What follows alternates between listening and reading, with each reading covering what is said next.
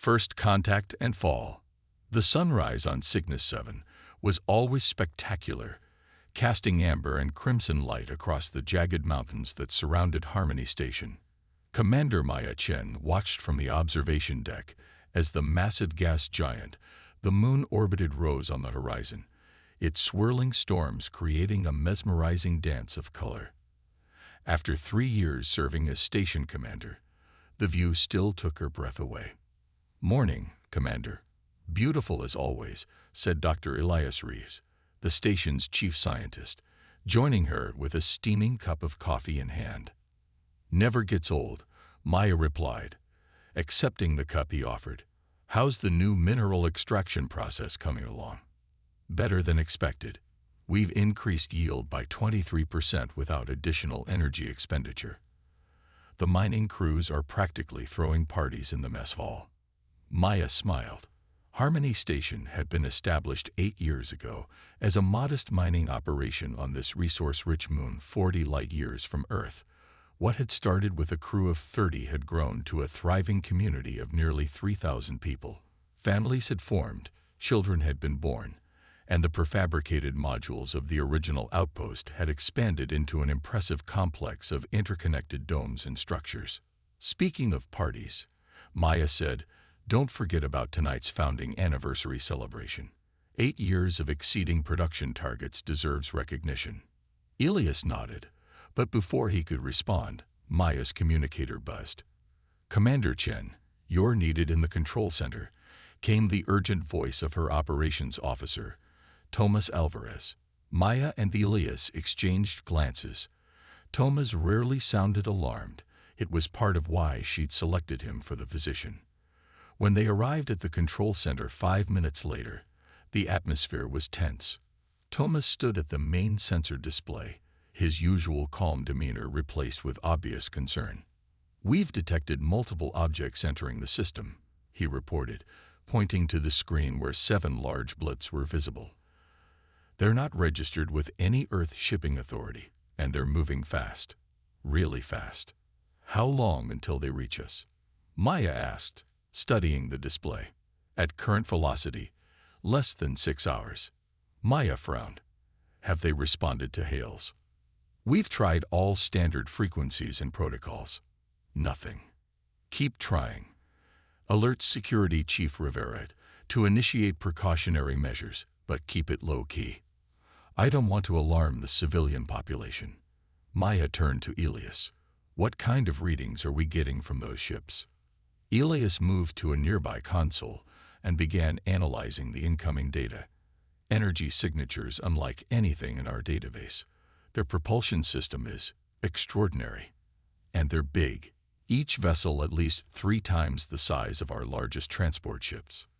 "First contact," Maya said quietly. Humanity had yet to encounter another spacefaring civilization, despite decades of expansion beyond Earth. The possibility had always existed, of course, which is why even peaceful outposts like Harmony Station maintained basic defensive capabilities and followed strict first contact protocols. For the next 4 hours, Maya's team attempted every possible form of communication while preparing the station's minimal defenses.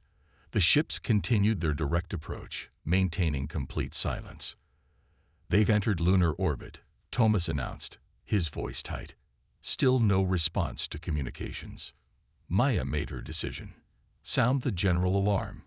All civilians to shelter areas, security personnel to defensive positions." She turned to her communications officer. "Prepare an emergency transmission to Earth. Include all sensor data we've collected." As the alarm echoed through the station, Maya addressed the population through the public address system, her voice calm despite the anxiety twisting in her stomach. "This is Commander Chen. We are implementing emergency protocols due to approaching unidentified vessels. Please proceed to your designated shelter areas in an orderly fashion. This is a precautionary measure only." The evacuation had barely begun when the first impact shook the station. Warning lights flashed across the control center displays. "They're firing on us," Thomas shouted over the sudden chaos. "Dome 3 has been breached." Maya steadied herself against a console. Rivera, status of defensive shields. Online but at only 40% capacity. They weren't designed for this kind of assault. Another explosion rocked the station, more violent than the first. The lights flickered and went out, replaced seconds later by the dim red glow of emergency lighting. Message to Earth, Maya asked, turning to her communications officer. Transmitted, but I don't know if it got through before they hit the main array. On the external camera feeds, Maya could now see the alien vessels clearly. They were sleek and angular, with an almost predatory appearance, their hulls gleaming with an iridescent blue-black sheen. Smaller craft were detaching from the larger ships, descending toward the station's landing pads and breached sections. "They're boarding us," Rivera reported, her voice grim. She checked her sidearm, a weapon that had never been fired outside of training scenarios until today. "Fall back to Defense Point Bravo," Maya ordered. "We need to protect the civilian shelters. Thomas, initiate data purge protocols." She wouldn't let the station's research or Earth's coordinates fall into unknown hands. The next 2 hours were chaos. The station's security force of 50 personnel fought bravely but was hopelessly outmatched. The aliens moved with precision and deployed technology that easily overwhelmed Harmony's defenses. They were tall, bipedal beings with 4 arms and exoskeleton-like armor that seemed to be part of their bodies rather than worn equipment. Their faces remained hidden behind opaque helmets. Maya led the last line of defense outside the main civilian shelter, her small team barricaded behind reinforced doors and overturned equipment. The sound of alien movement grew closer down the corridor. "Rivera, take half the team and get these civilians to the emergency shuttles," Maya ordered. "Commander, there's no..." "That's an order, Chief." Maya met Rivera's eyes. "Get as many out as you can." Rivera hesitated for only a moment before nodding. "It's been an honor, Commander." As Rivera led a group through the back passages toward the emergency evacuation area, Maya and the remaining security personnel prepared for their last stand. The barricade wouldn't hold for long. "Load the backup transmission capsule," Maya instructed Dr. Reeves, who had refused evacuation to assist with communications. "Make sure all our data on these attackers is included." Elias worked quickly, his fingers flying over the remaining functional terminal. "Done. Capsule ready for launch." The sound of alien weapons grew louder. The doors at the end of the corridor began to glow red as the attackers cut through. "Launch now," Maya said. Elias pressed the final command, and somewhere above them, a small, heavily shielded capsule blasted away from the station, accelerating rapidly toward a pre-programmed jump point that would send it to Earth. The doors burst open in a shower of molten metal. Maya raised her weapon and fired at the first alien figure that stepped through. "For Harmony," she shouted as her remaining team made their final stand. The battle was brief. The aliens' weapons and armor were far superior, and within minutes, Maya found herself disarmed and restrained. The alien holding her communicated with another through some kind of translation device. "Your resistance is unnecessary," came a mechanical voice. "You will provide information about your species and your worlds." Maya remained silent, watching as other aliens methodically searched the shelter, cataloging human captives and equipment. "Your technology is primitive," the alien continued. "Your defenses inadequate. This outpost will now serve the Krell Dominion." As she was marched through the corridors of what had once been her command, Maya observed the aliens' methodical occupation of the station. They were establishing control centers, examining human technology with what seemed like dismissive interest, and organizing the captured personnel into groups. Maya caught glimpses of her people, frightened but alive. Rivera and her team had apparently been captured before reaching the shuttles. There would be no immediate escape. But as she was pushed into what had once been her office, now converted into an interrogation room, Maya held on to one hope. The transmission capsule had gotten away. Earth would know what happened here. And if these Krell thought that Harmony Station represented the full might of humanity, they had made a terrible miscalculation. Earth would respond. And these aliens would learn that they had attacked not a defenseless outpost, but merely the farthest extension of a species that had fought and survived thousands of years of its own wars, a species that would never abandon its own. The Krell commander, designated Primary Executor Vexcor, stood on the observation deck where Commander Chen had watched the sunrise just hours earlier. The human station was now under complete Dominion control, with minimal casualties to his forces, as expected from such a primitive outpost. "The humans are secured," Primary Executor reported his second-in-command. "Initial analysis confirms they possess only basic spacefaring technology. This outpost appears to be an isolated mining operation, with minimal military significance." Vexcor clicked his mandibles in satisfaction. "Begin resource extraction immediately. The mineral deposits on this moon are precisely what the Dominion requires." "And the humans? Question their leaders to determine the location of their homeworld and any other colonies. We will add them to the expansion registry." Vexcor turned to look at the gas giant rising on the horizon. A simple conquest, as predicted. The Dominion grows stronger with each new acquisition.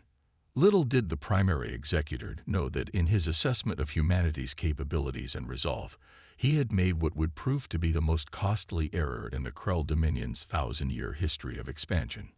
Awakening the giant. The emergency transmission capsule from Harmony Station emerged from its jump point near Neptune's orbit 40 days after the Krell attack. Earth Defense Command detected it immediately, and within hours, Fleet Admiral Darius Kane stood in the Situation Room at EDC headquarters in Geneva, watching the recovered footage of the alien assault with cold fury. "Analysis confirms the footage is authentic," reported Vice Admiral Helena Ortiz. "Harmony Station has fallen to an unknown alien force. Based on the transmission data, we estimate there are 7 large vessels and approximately 1,500 alien combatants." Admiral Kane's weathered face remained impassive, but his eyes hardened. "Casualties?" "Unknown, sir. The station had a population of 2,987. The transmission indicates the aliens were taking prisoners rather than executing them, which suggests we may have survivors to recover." Kane nodded, studying the tactical display showing the location of Harmony Station relative to Earth and other human colonies. "Distance: 40 light-years, sir. The 7th Fleet could reach them in 15 days at maximum burn." The room fell silent as Kane considered the options. Humanity had expanded across dozens of star systems over the past century, establishing mining outposts, research stations, and colonies, but always with the understanding that they were far from Earth's protection. The United Earth Fleet maintained readiness for this exact scenario, but it had been theoretical until now. "This isn't just about Harmony Station," Kane said finally. "This is first contact with a hostile alien civilization. Our response will define humanity's place in the galaxy." He straightened. "Decision made. Implement OPLAN Crimson Shield. I want the 7th Fleet ready for departure in 12 hours. And activate Ghost Squadron. We need eyes on the ground before the main force arrives." As the Situation Room erupted into activity, Kane turned to Admiral Ortiz. "Those are our people out there, Helena, and we're bringing them home." In the darkened storage compartment that had become their hidden base of operations, Dr. Elias Reeves carefully soldered the final connection on the makeshift transmitter. 3 months had passed since the Krell invasion, and the small resistance movement he had helped organize was finally ready to make contact with any potential rescuers. "Will it work?"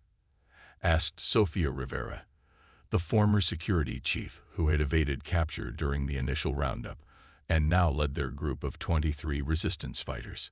"It has to," Elias replied, making a final adjustment.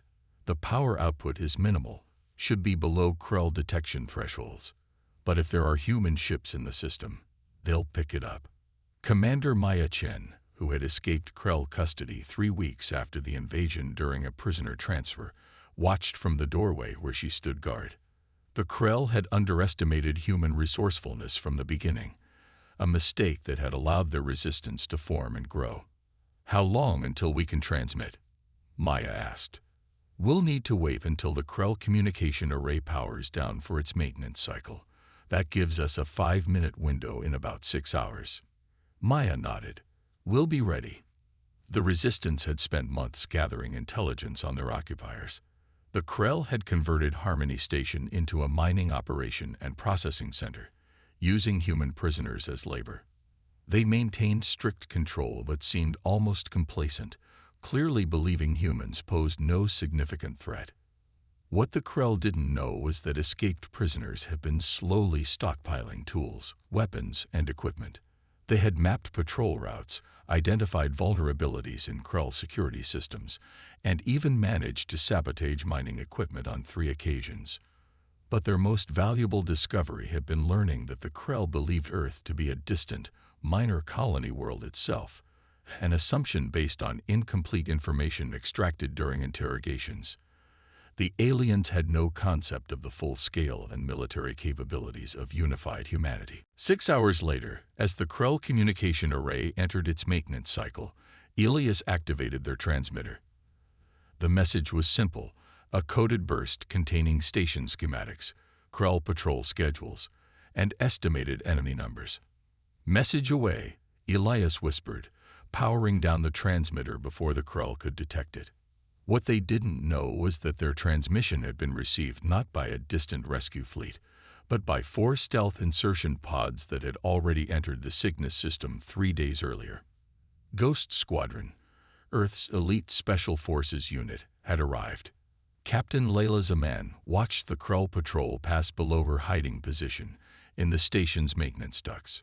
Her 4-person team had infiltrated Harmony Station 18 hours earlier, their advanced stealth technology allowing them to move undetected among the alien occupiers. "Control, this is Ghost Lead," she subvocalized through her neural link. "We've confirmed the Resistance transmission. Moving to make contact."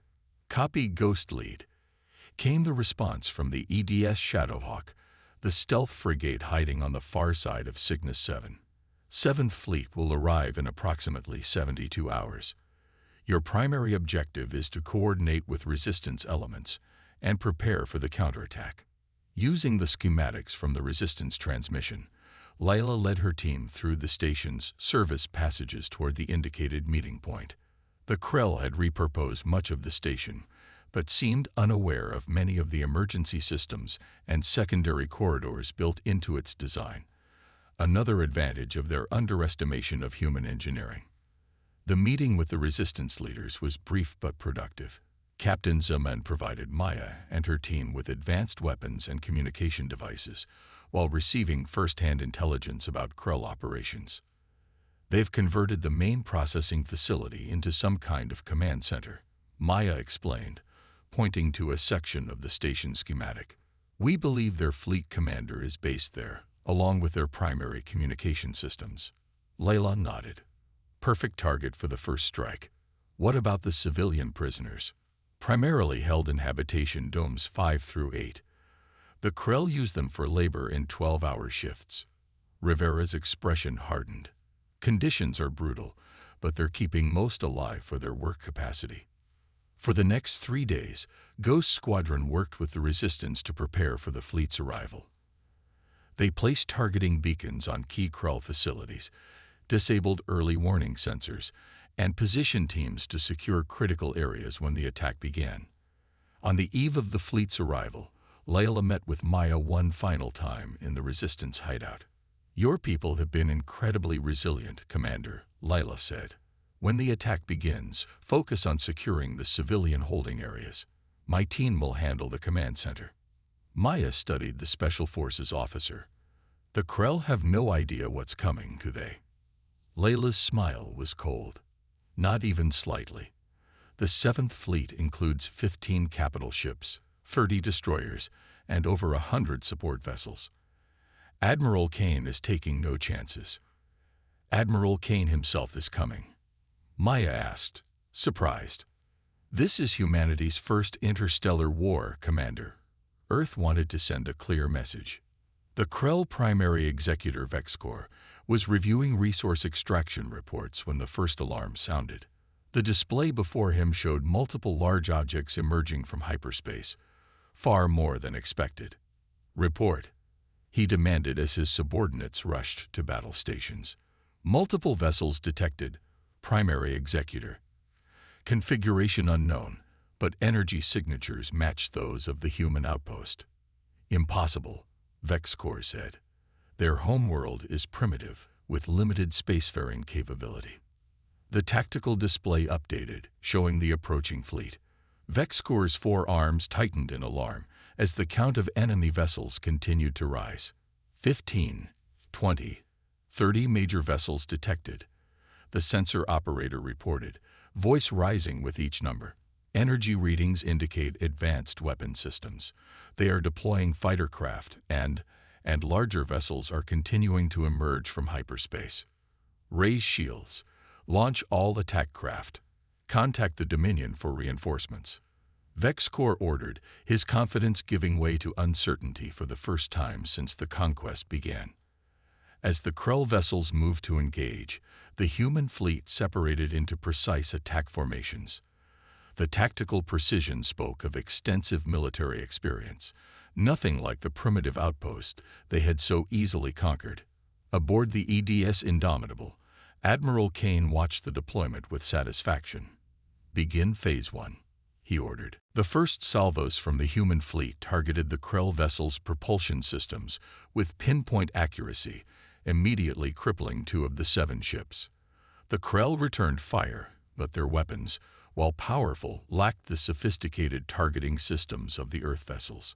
Simultaneously, across Harmony Station, chaos erupted as Ghost Squadron and the resistance teams activated their coordinated attack. Explosive charges disabled key security systems, and the resistance fighters emerged from hiding to free their fellow humans and engage the suddenly disorganized Krell forces. In the main command center, VexCorp watched in disbelief as reports of internal fighting flooded in. "How is this possible? They are primitives." His question was answered when the doors to the command center exploded inward. Captain Zuman and her Ghost Squadron team entered in advanced combat exoskeletons, their weapons cutting through Krell defenders with ruthless efficiency. "Primary executor identified," Zuman announced, targeting VexCorp. "In the name of Earth and Harmony Station, you are hereby prisoners of the United Earth Fleet." As the space battle continued outside, the tide inside the station turned rapidly. The liberated human prisoners, armed with weapons taken from fallen Krell, joined the fight with 3 months of pent-up fury driving them forward. Commander Maya Chen led a team that secured the civilian habitation domes, freeing nearly 2,000 prisoners. The sight of Ghost Squadron's advanced technology and the news of Earth's massive fleet gave the freed captives renewed hope and fighting spirit. 6 hours after the first human ships arrived, Harmony Station was back under human control. 5 of the 7 Krell vessels had been captured or destroyed, with the remaining 2 heavily damaged and surrounded. Admiral Kane transported to the station to personally oversee the final stages of the operation. In what had once been the station's main assembly hall, he met with Commander Chen and the resistance leaders. "You kept your people alive and fighting under impossible circumstances, Commander," Kane said, genuine respect in his voice. "Earth couldn't be prouder."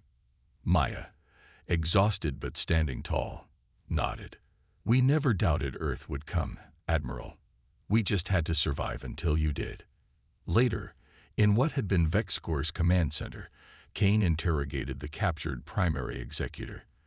The alien's mandibles clicked in agitation as he faced the human admiral. "Your species has committed an act of war against the Krell Dominion," VexCorp declared. "Our response will be severe." Admiral Kane studied the alien calmly. "You attacked what you thought was an isolated outpost, believing Earth to be a minor colony world with limited technology and military capability." He stepped closer. "You were wrong. Harmony Station is just one of dozens of human outposts, all under the protection of the United Earth Fleet. Earth itself is home to 12 billion humans, with industrial and military capacity far beyond what you've witnessed today. For the first time, uncertainty showed in the Krell leader's posture. This fleet, Kane continued, gesturing to the tactical display showing the Earth vessels surrounding the station, represents less than 20% of our total military strength. It was simply the closest to respond. The Admiral's voice hardened. Return to your dominion with this message. Humanity comes in peace, but we will protect our own with all necessary force. The choice between peaceful coexistence or continued conflict is yours. Choose wisely. As reconstruction of Harmony Station began, a new chapter in human history opened. The Krell had awakened a sleeping giant, a species that had spent millennia fighting itself before turning that battle-hardened experience and technological ingenuity toward the stars. Whether the Krell Dominion would heed the warning remained to be seen. But one thing was certain. Humanity had announced its presence in the galactic community not as an easy conquest, but as a force to be reckoned with. On the observation deck where she had watched the sunrise on the day of the invasion, Commander Maya Chen now stood beside Dr. Elias Reeves, watching Earth ships patrol the system. "Do you think they'll come back?" Elias asked. Maya considered the question, remembering the fear in Vexcor's eyes when he realized the true extent of human military power. Maybe. But next time, they'll know exactly what they're facing. She turned to look at the reconstruction efforts visible through the viewport. Already, new and improved defensive systems were being installed, and Harmony Station was being reinforced as Earth's forward military outpost in this sector of space. "We were alone when they came," Maya said. "We won't be alone again."